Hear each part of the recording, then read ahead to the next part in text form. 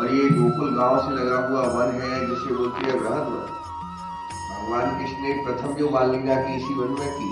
सामने कंस मारा ही रहते थे, आज भी कंस का किला है, तो न तो वहाँ मरा करते थे, लेकिन भगवान यहाँ पधारे और यहाँ आकर उन्होंने अपनी अनेकों बाल लीला की, भोजन किया, विश्राम किया, गौ माताओं को चराया।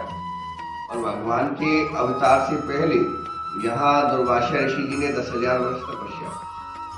दुर्वासा ऋषि जी भगवान शंकर का अवतार है। यहीं इसी वन में उन्होंने 3 युग वास किया है, सतयुग, द्वापर, त्रेता। तो यहाँ जो 3 बार उनका दर्शन कर लेता है उसे केदारनाथ धाम की यात्रा का फल था। उन्हीं से आशीर्वाद लेकर यमुना जी ने भी यहाँ तपस्या की। भगवान कृष्ण ने यही दुर्वासा ऋषि जी से गुरुदक्षा ली है और यमुना जी से विवाह किया।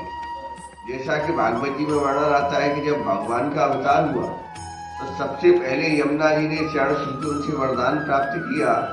और जब भगवान कंस का वध करके द्वारिका चले गए तो वहां उन्होंने रुक्मिणी जी, जाम्बती जी, सत्यभामा जी से विवाह किया। फिर अर्जुन की इच्छा ब्रज के वनों का दर्शन करने की थी, तो भगवान कृष्ण और अर्जुन रथ में विराजमान होकर वनों का दर्शन करते करते जब यहाँ यमुना जी के तट पर पधारे तो अर्जुन ने देखा कि एक बड़ी सुंदर कन्या यमुना जी के तट पर बैठी हुई है। अर्जुन भगवान से बोले, भगवान मैं अभी यमुना जी से जल पीकर वापस आता हूँ, आप यहीं विराजमान रहिए। तो भगवान कृष्ण बोले जल्दी आना। तो अर्जुन जब यहाँ आए तो उन्होंने तो यमुना जी ने उनकी तरफ देखा नहीं, भगवान के ध्यान में मग्न थी। तो अर्जुन ने अपना परिचय स्वयं दिया तो मैं अर्जुन हूँ और आप कौन है जो यहाँ वन में यमुना के तट पर बैठी हुई है। तो यमुना महारानी ने कहा कि अर्जुन मैं सूर्यपुत्री कालिंदी हूँ, यमुना हूँ, और भगवान ने मुझे वचन दिया है कि एक दिन मैं आपकी मनोकामना पूर्ण करूंगा, इसलिए वर्षों से यहाँ बैठ कर उनकी प्रतीक्षा कर उनके लिए तपस्या कर रही हूँ। तो अर्जुन समझ गए कि मैं भगवान को यहाँ वन में नहीं लाया, भगवान मुझे लाए हैं। मैंने तो व्यर्थ में ही उनसे झूठ बोल दिया, मैं जल पीने के लिए जा रहा हूँ।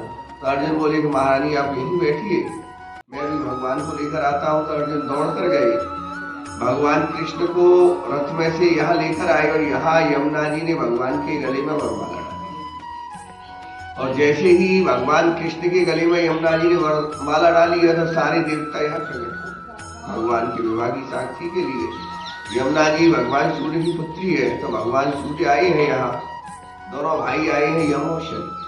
तो यम महाराज ने जैसे बड़ा भाई बहन को चूड़ी उड़ाता है, ऐसे यहाँ यमुना जी को चूड़ी उड़ाई, वस्त्र आभूषण भेंट किए, वरदान दिया कि जो यहाँ से यमुना जी कृष्ण भगवान आपकी सेवा करेगा अपने कष्ट पाप यमलोक से मुक्ति पाएगा। यहाँ यमुना जी और भगवान कृष्ण की पूजा का और दर्शन का विशेष महत्व है।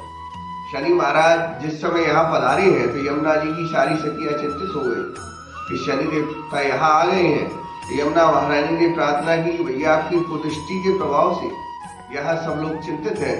तो शनि भगवान बोले आप चिंता मत कीजिए बहन, जो यहाँ आ जाए उस पर मेरी कुदृष्टि का प्रभाव नहीं पड़ेगा, दशा से भी मुक्ति मिलेगी।